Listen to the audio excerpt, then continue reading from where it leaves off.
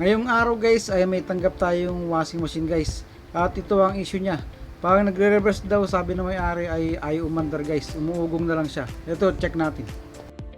Yan yung kanyang kaha guys. Sariwa pa naman at malinis pa naman yung loob niyan guys. Tapos ay testing muna natin.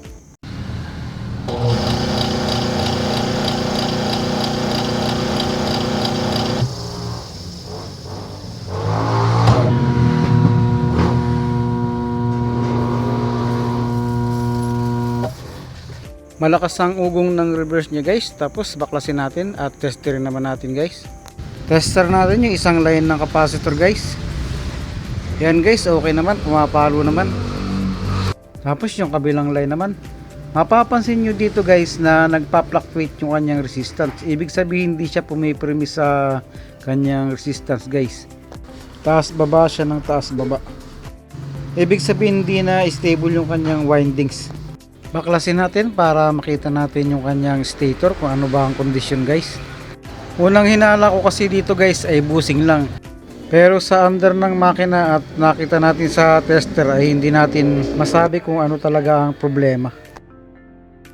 Tapos sa itong kabina natin para makita natin yung stator guys. Tingnan natin kung ano talaga ang kondisyon niya guys. Ayon sa nakita natin dito sa stator guys ay may mga sulog na talaga siyang parts guys. Katulad yan guys, so putol-putol na yung kanyang mga tali guys at bitaw na yung kanyang coil.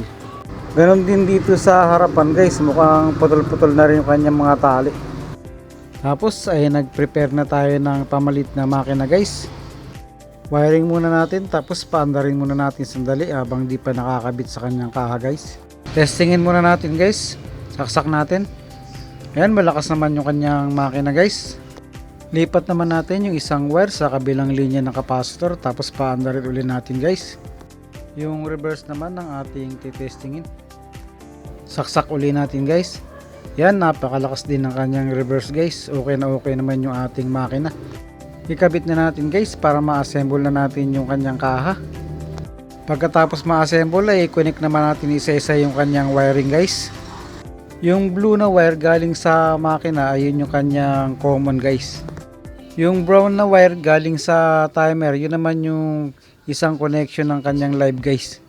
Yung gray na wire galing sa timer at yung isa galing sa makina guys ay connection sa isang linya ng capacitor. Tapos yung yellow galing sa makina at yung yellow galing sa timer ay connection din sa isang line ng capacitor guys.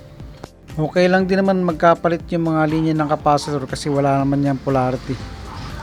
After natin ma-connect yung mga wirings ay diretso testing na tayo.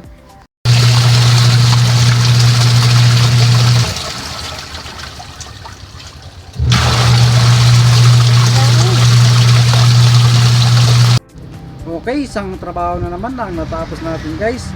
Hanggang dito na lang guys. Hanggang sa muli. See you soon.